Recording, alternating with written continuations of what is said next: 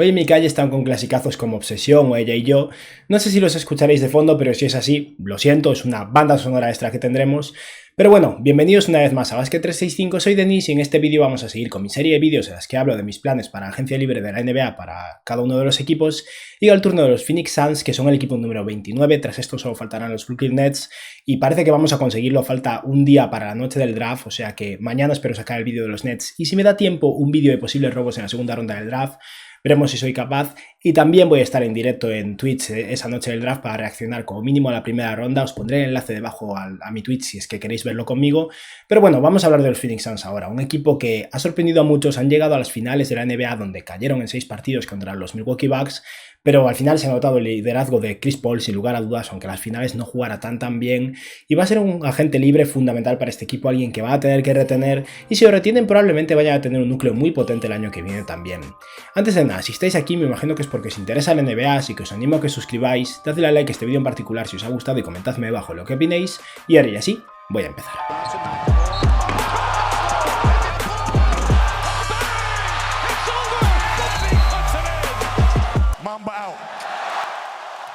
Los Suns están en una situación extraña, porque en el caso de perder a Chris Paul podrían tener mucho margen salarial, unos 30 millones de dólares, pero esto sería el peor escenario posible, tener 30 millones de dólares en esta agencia libre con los Phoenix Suns.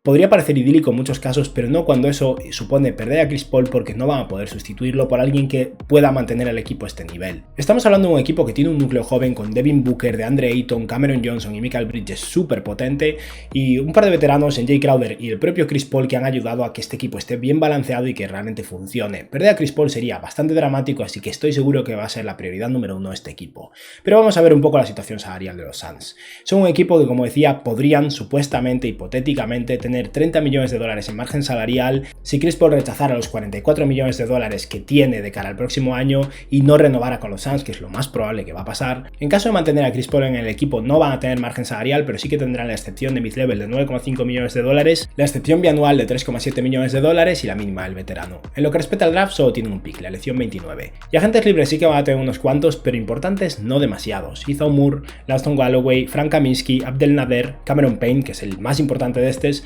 Torrey Craig y un contrato de 2 bandas que se finaliza hasta Tyson Alexander, que es un jugador que a mí me tiene buena pinta pero de momento no ha producido en la NBA. En este vídeo voy a tener que hablar de bastantes agentes libres que se van a ir o no ir de los Suns, así que intentaré pasar rápido por esta parte. Y es que estamos hablando de un equipo cuya principal fortaleza es que al final tiene un núcleo muy interesante con un liderazgo clave en Chris Paul y el propio Devin Booker, que ha evolucionado hasta convertirse en un líder que lo demuestra en el campo. Un equipo con muchísima capacidad de tiro y muy bueno a nivel ofensivo. Y ni siquiera es que fueran un mal equipo en defensa, era un equipo realmente sólido, sobre todo en el momento que DeAndre Ayton elevó su nivel de producción y se convirtió en un center muy bueno a nivel defensivo en su tercera temporada en la NBA. Las principales debilidades de este equipo son su rebote, donde aparte de DeAndre Ayton flojean bastante. Crowder, que es su ala pivot titular, tiene muchas virtudes, pero el rebote no es una de ellas. No consiguen apenas tiros libres, es un equipo que juega muy bien en la media distancia y con mucha capacidad de tiro, pero que no consigue demasiadas canastas fáciles porque Chris Paul es más un jugador de anotar en media distancia que de sacar faltas. Y el propio Devin Booker, para su gran producción a nivel ofensiva, no saca demasiadas faltas. Y esto creo que va a evolucionar mucho si DeAndre Ayton sigue desarrollándose a nivel ofensivo.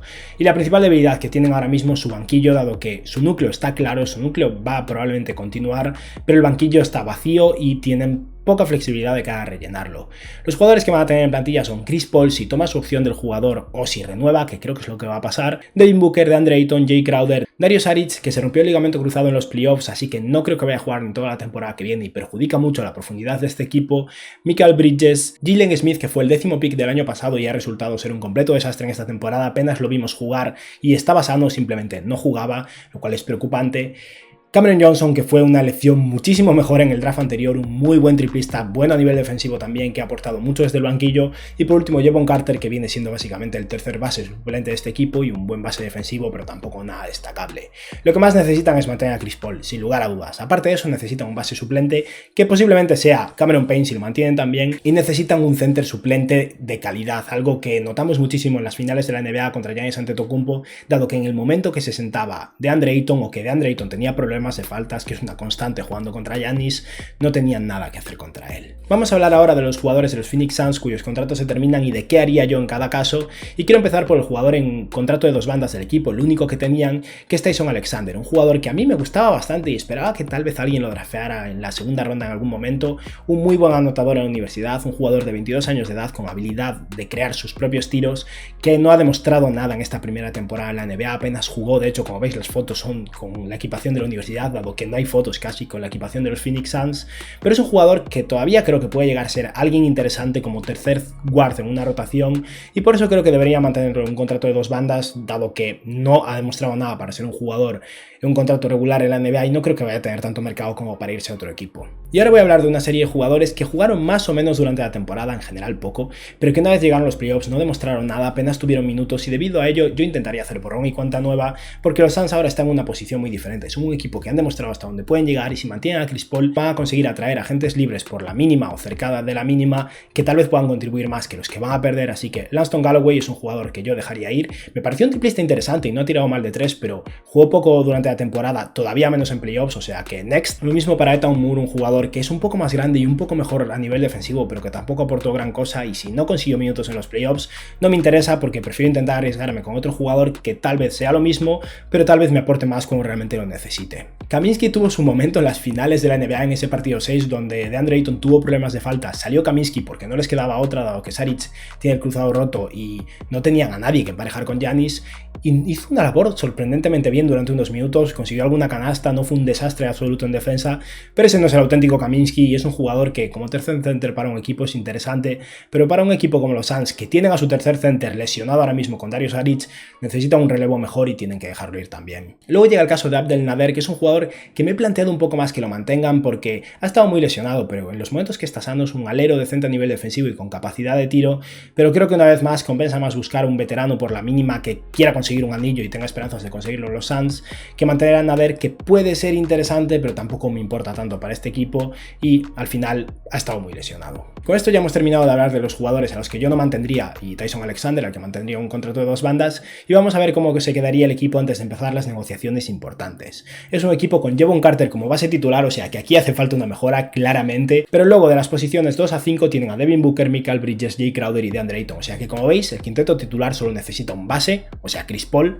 y luego desde el banquillo la posición de ala pivot suplente está muy bien cubierta con Cameron Johnson, pero luego tienen a Dario Saric, que no va a jugar en toda la temporada, y a Jalen Smith, que va a ser una clave al final. Es un jugador que no jugó nada la temporada pasada, pese a haber sido el 10º pick del draft, y no espero gran cosa de él a día de hoy. Tal vez a la larga valga algo, yo no intentaría moverlo porque su valor va a ser tan mínimo que es un derroche, pero si tiene la suerte de que Jalen Smith evolucione de cara a la próxima temporada y sea capaz de aportar 10 minutillos como tercera ala pivot o incluso como center en ocasiones, es algo que como mínimo suma, porque si no, tener 2 jugadores inútiles, digamos, en Dario Saric, que no va a poder jugar, y Jalen Smith, que no lo pueden jugar, va a ser un problema. Antes de hablar de las renovaciones, quiero hablar de 2 extensiones de contrato que van a ser claves y que se van a negociar, y la primera es la de Mikal Bridges, dado que termina su tercera temporada con el contrato de novatos, le queda un año más cobrando poco, pero podrían extender ya su contrato para negociar los años siguientes y evitar que vaya a la agencia libre restringida, donde se sospecha que Mikal Bridges va a ganar mucho dinero. Estamos hablando de un jugador que es uno de los mejores free and D de la NBA y va a tener mercado seguro. Esta temporada, en su tercer año con los Suns, ha promediado 32 minutos de juego, 13,5 puntos, 3 rebotes y 2 asistencias,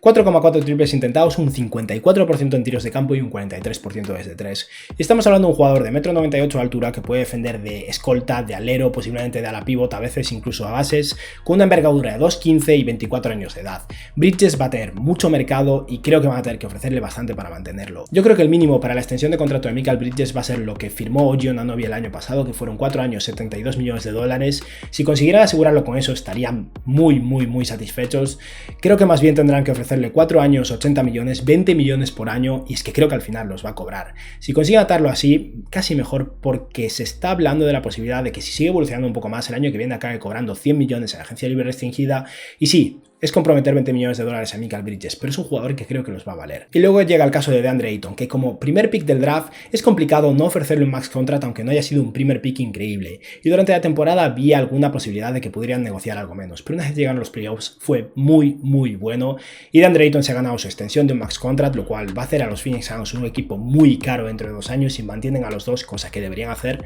Pero estamos hablando de un jugador que durante la temporada promedió 14 puntos por partido y 10 rebotes con 3,3 rebotes ofensivos, 1,2 tapones, un 63% en tiros de campo, un 77% en tiros libres, y es un center que acaba de cumplir 23 años, muy bueno en defensa, cosa que no era hace 2 años, y que ha seguido creciendo durante los playoffs. Ayton es un jugador clave para este equipo, un role player con esteroides básicamente, que puede llegar a evolucionar hasta ser una estrella pura, y alguien que van a tener que mantener y que van a tener que pagar. Y con esto ya llegamos a las renovaciones de los 3 jugadores que tienen que renovar de entre sus agentes libres. El primero y el menos destacado es Torrey Craig, y creo que deberían pagarle. Craig llegó de rebote después de que los Milwaukee Bucks lo cortaran, de hecho, en mitad de la temporada porque quería mantenerse por debajo del impuesto de lujo, y los Suns lo pescaron por la mínima, y estamos hablando de un alero de 30 años de edad que lleva poco tiempo en la NBA, así que ha ganado muy poco en su carrera, y por eso, teniendo en cuenta que ha jugado bien esta temporada, va a hacer lo posible por ganar dinero. Torrey Craig es un muy buen defensor con 2,1 metros de altura. No conocemos su envergadura porque no pasó por toda la etapa del draft combine y no se conocen los datos, pero asumo que tendrá una envergadura de 2,10 o así. Y es un jugador capaz de defender a escoltas, aleros y en ocasiones a la pivots, a menos que sean gigantescos como Giannis,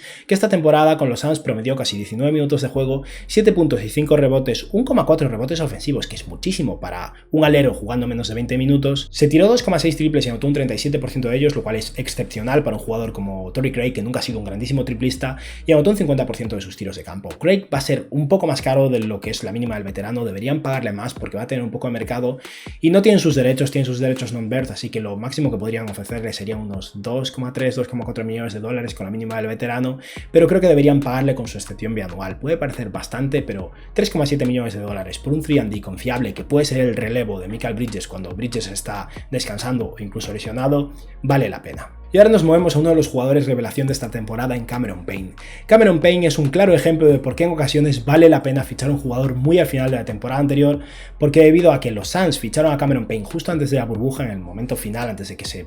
cerrara el periodo de contratación de jugadores, tienen 2 años ahora de contrato con Cameron Payne y va a poder pagarle lo que se merece. De no ser así, los Suns tendrían que o dejarlo ir o utilizar su excepción de mid-level para mantenerlo y estarían mucho más limitados. Payne ha sido un muy buen sexto hombre y van a querer mantenerlo como el suplente de Chris Paul. Pero es un jugador que no ha ganado mucho dinero en su carrera y si alguien realmente quiere pagarle mucho podrían perderlo. Estamos hablando de un jugador que esta temporada ha promediado solo 18 minutos de juego, 8,4 puntos y 2 rebotes con 3,6 asistencias, casi 3 triples intentados, un 48% en tiros de campo y un 44% desde 3. Y al contrario que muchos de los jugadores que he dicho que no deberían renovar, Cameron Payne una vez llegaron los playoffs no se encogió. Con Chris Paul lesionado en varios partidos, elevó su producción, elevó su tiempo de juego y lo hizo bien. Y es un jugador que a nivel defensivo tiene sus carencias, solo mide 1,85 m y pesa 83 kilos, se queda pequeño en muchos emparejamientos, pero en ataque es capaz de crear su propio tiro, es capaz de penetrar y es un jugador que realmente aporta mucho a nivel ofensivo a un equipo como los Suns, que pueden estar escasos en anotación desde el banquillo. Los Suns pueden ofrecerle hasta 11 millones de dólares por año. Yo no le pagaría tanto porque en cuanto entre las extensiones de Ayton y de Mikal Bridges el equipo va a ser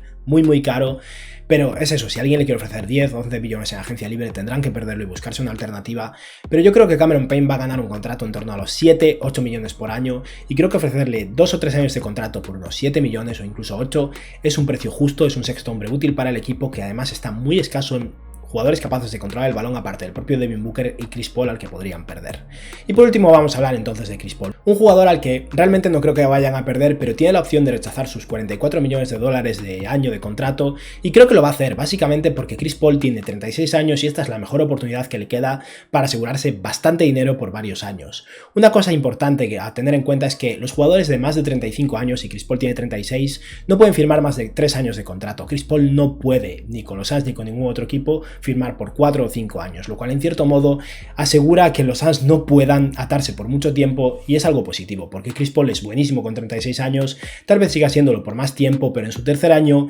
va a ser caro seguro y si quieren mantenerlo van a tener que pagarle durante 3 años. Lo ideal sería mantener a Chris Paul por 2 años y 50 o 60 millones de dólares, lo que haga falta, pero creo que van a tener que pagarle durante 3. Chris Paul es un jugador que esta temporada ha sido el star, ha jugado a nivel All-NBA y ha promediado 31 minutos de juego, 16 puntos, 4,5 rebotes, casi 9 asistencias, 3,7 triples intentados, un 50% en tiros de campo y un 40% desde 3. Y estamos hablando de un jugador que es muy bueno a nivel defensivo, pese a tener 36 años y medir 1,83 m, es verdad que ya no es el que era, pero sigue siendo bueno, y que es un genio a nivel ofensivo y ha llevado sobre todo a DeAndre Ayton a otro nivel. Los Suns necesitan mantener a Chris Paul, si lo pierden no van a ser aspirantes al título el año que viene. Hay muchos equipos que van a estar interesados, pero creo que Chris Paul se va a quedar en los Suns. Eso sí, si le pagan lo que se merece y lo que quiere ganar. Creo que Chris Paul va a tener la posibilidad de conseguir 3 años y unos 100 millones de dólares. La mejor manera para gestionar esto de los Phoenix Suns es que rechace su opción de 44 millones de dólares por un motivo, y es que los contratos solo pueden bajar una cantidad determinada porcentual de cada año en función de si el equipo tiene los derechos PIR del jugador o no.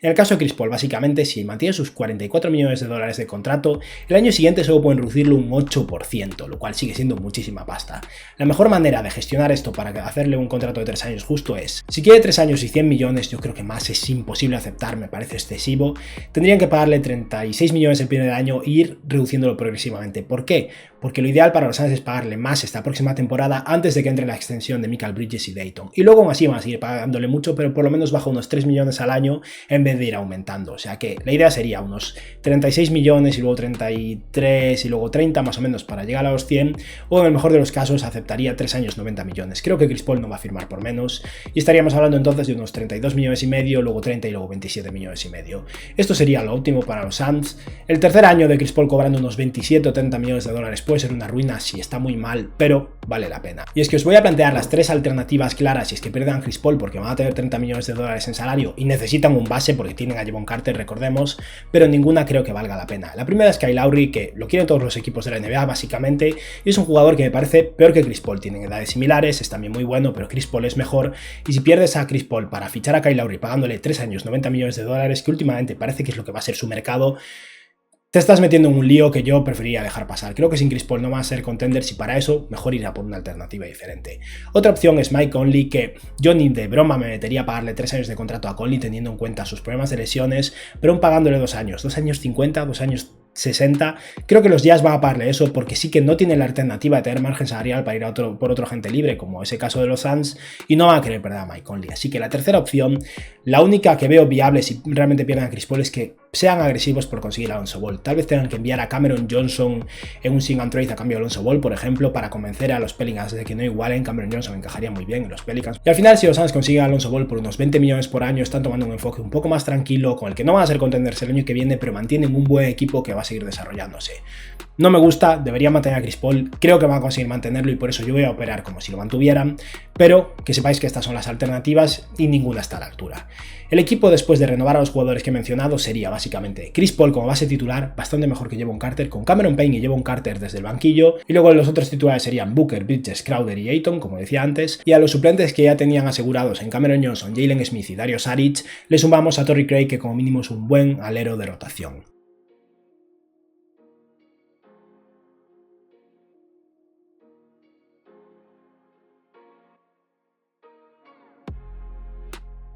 Vamos a hablar ahora del draft, y es que los Suns en la elección 29, y teniendo en cuenta que son un equipo muy bien redondeado, tienen dos opciones: o ir a por profundidad y ir a por un jugador que tal vez desde el banquillo pueda aportar algo, o arriesgarse a un proyecto a largo plazo que tal vez en 2 o 3 años sea útil. El jugador como proyecto que más me gusta y que podría estar disponible aquí es JT Thor. Si Thor está disponible, yo creo que lo draftearía con el pick 29. Es un jugador que no creo que vaya a sumar el año que viene, con suerte tal vez un poco en defensa hacia el final de la temporada, pero es un ala pivot de 2,6 m de altura y 2,21 de envergadura, súper atlético, con muchísimo potencial defensivo y que en ataque es capaz de poner el balón en el suelo y podría acabar siendo capaz de tirar de 3. Lo he intentado un poco y algo ha metido. Es un jugador que en su única temporada en Auburn, con 18 años de edad, ha promediado 23 minutos de juego, 9 puntos, 5 rebotes, 1,4 tapones, 2,7 triples intentados, un 44% en tiros de campo, un 30% desde 3 y un 74% en tiros libres. Creo que JT Thor es un jugador que todavía tiene años de desarrollo por delante, pero con el pick 29, si sale bien, puede acabar siendo un jugador súper útil. Si Thor no está disponible, hay un jugador que yo creo que va a ser drafteado antes, pero pero ya lo he dicho muchas veces, a mí creo que me gusta más que a la mayoría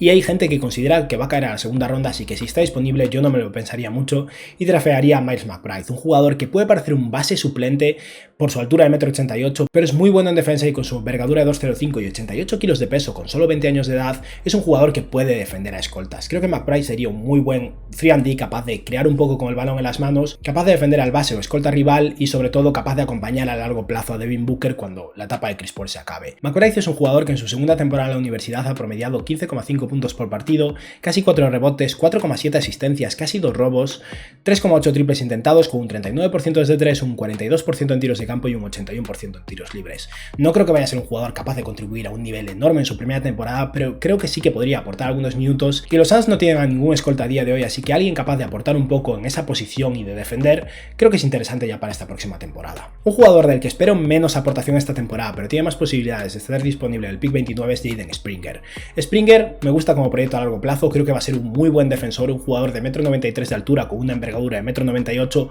muy atlético, joven, con solo 19 años de edad, que lleva solo un año de experiencia en la universidad, que ha tirado bien de 3, pero no con mucho volumen, lo cual hace que no sea muy fiable, solo 1,9 triples intentados, pero sobre todo eso es un defensor muy tenaz, atlético, que creo que va a ser un jugador complementario interesante. Ha jugado de base, pero no me fío de él como creador a largo plazo, no es que sea un playmaker natural ni mucho menos, pero al final alguien capaz de complementar a Devin Booker a la larga y que tal vez a partir de la temporada que viene sobre todo pueda aportar algunos minutos ya. Y luego, si ninguno de estos jugadores está disponible, voy a plantear una opción más, una opción que casi seguro va a estar libre en el pick 29 y la dejo un poco como plan B, que es un jugador más de impacto inmediato que no creo que vaya a ser tan bueno a la larga, pero que podría sumar ya en Quentin Grimes. Grimes se espera que sea una elección del principio de la segunda ronda, pero es un jugador de 1,96 m de altura y 2,3 de envergadura, muy bueno en defensa y que ha tirado súper bien de 3. Lleva ya 3 años en la universidad y cuando llegó a la universidad, al equipo de Kansas, se esperaba que fuera un jugador que se fuera el primer año ya para el draft, alguien que si no me equivoco estaba clasificado en torno al top 10 de su generación en el instituto y en su primer año en Kansas fue un desastre,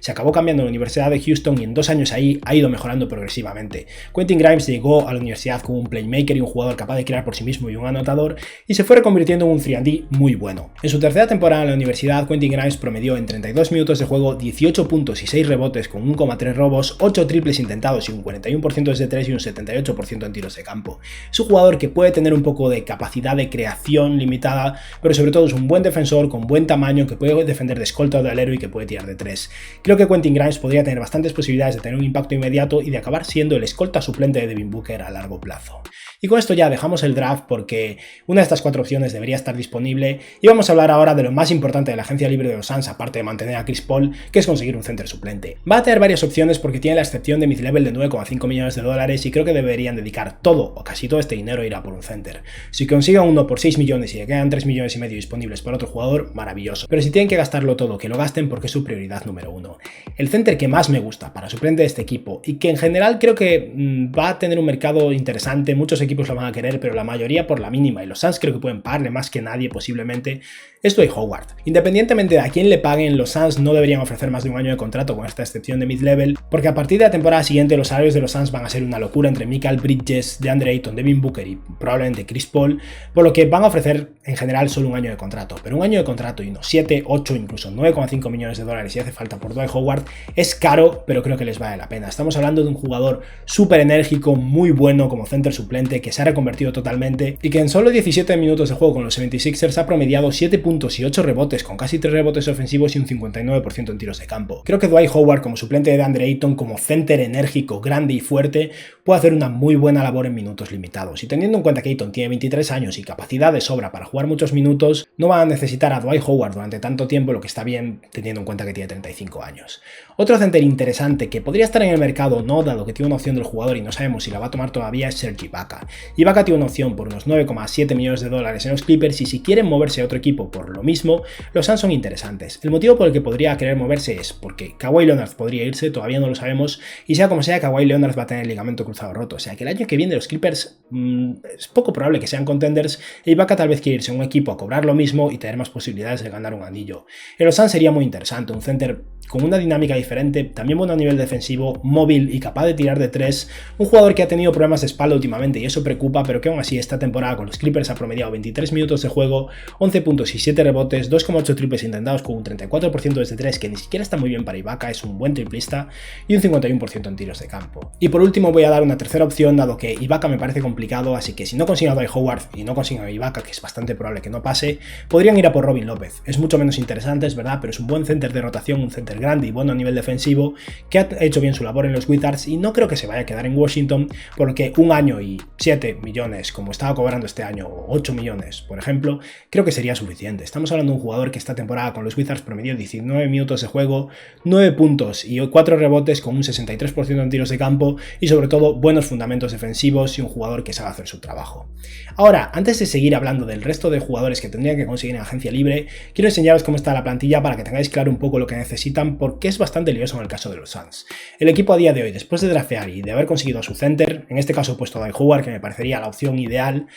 sería básicamente Chris Paul con Devin Booker, Mikal Bridges, Jay Crowder y Ayton, y luego el banquillo se vuelve un poco extraño, dado que tiene a Cameron Payne y a Jevon Carter con Miles McBride como escolta, que como decía antes creo que puede hacer su trabajo aquí, pero evidentemente les vendría bien un escolta veterano más, Torrey Craig como alero, que es un alero fiable, y Cameron Johnson como ala pivot, que es un muy buen ala pivot, pero luego la cosa se pone un poco rara. Dario Saric no puede jugar, Dwight Howard es un muy buen center suplente, pero Jalen Smith es un ala pivot cuestionable a día de hoy, e incluso un center cuestionable porque no sabemos si va a poder jugar, o sea que creo que los Suns necesitan una especie de ala pivot híbrido desde el banquillo, capaz de jugar un poco de alero, un poco de ala pivot y un poco de center, para ser un poco el tercer jugador en cada uno de los puestos. Y para la posición de escolta, pues un escolta como mucho capaz de jugar también un poco de alero. Ahora que ya tenemos claro lo que nos falta para completar el equipo, vamos a hablar de ese puesto de escolta, donde veo dos opciones interesantes. La primera es Wesley Matthews, con el que no estoy tan convencido. Este último año con los Lakers ya se le notaba la edad, pero si quiere irse por la mínima a los Suns, porque es el dinero que van a tener disponible, al final es una opción, un jugador que es bueno tirando de 3, aunque ha tenido sus altibajos, bueno a nivel defensivo, fuerte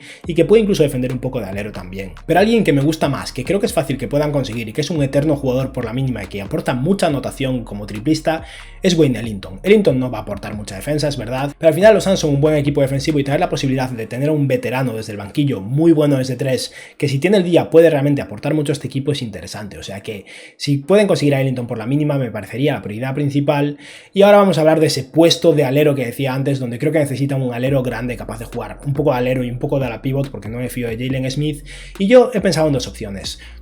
que son más bien ala pivots, como decía, pero tendrán que esforzarse un poco para jugar algo de alero. Y el primero, y que a mí personalmente me gusta bastante, y teniendo en cuenta que ha saltado mucho de equipo últimamente, creo que va a ser obtenible por la mínima, es James Johnson. James Johnson es un jugador que aporta muchas cosas diferentes, no es increíble haciendo nada, pero es un defensor sólido, un jugador que es capaz de botar el balón, un pasador decente, capaz de tirar un poquillo de 3, que puede jugar de small ball center, puede jugar de la pivot y posiblemente pueda jugar un poco de alero. Creo que es fácil venderle la idea a James Johnson de que se vaya a los Suns porque es un equipo duro, con Chris Paul al mando, con aspiraciones de llegar lejos, y que además le podría ofrecer un rol interesante porque James Johnson tiene la posibilidad de jugar mejor que Torrey Craig y sacarle minutos y convertirse en el alero suplente principal, o sea que es una opción bastante interesante si quiere el año que viene ganar más dinero. Y luego otro jugador que me convence un poco menos porque me fío todavía menos de su posibilidad de jugar de alero, pero alguien que también ha tenido una temporada floja y tal vez tenga oportunidad de brillar más en los Suns, es Markieff Morris. Markieff Morris hace 2 años en los Lakers era un jugador que realmente aportó, jugando incluso un poco small ball center, tirando bien de 3 y siendo un ala pivot sólido a nivel defensivo,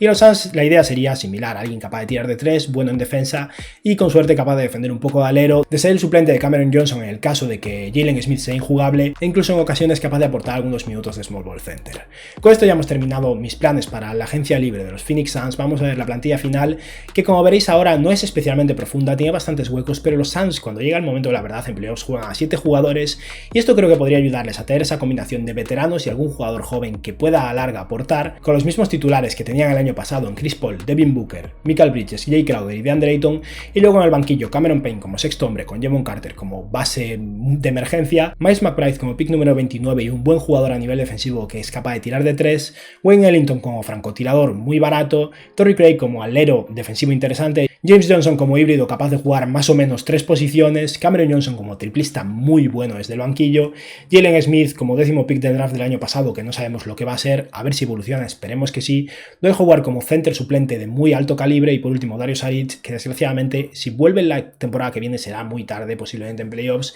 y habrá que ver cómo está. Y bueno, con esto hemos terminado ya mi plan para los Phoenix Suns. Solo queda un equipo, los Brooklyn Nets, que posiblemente suba mañana por la mañana si me da tiempo, si no mañana por la tarde. Y nada, espero que os haya gustado el vídeo y que tengáis un buen día. Adiós.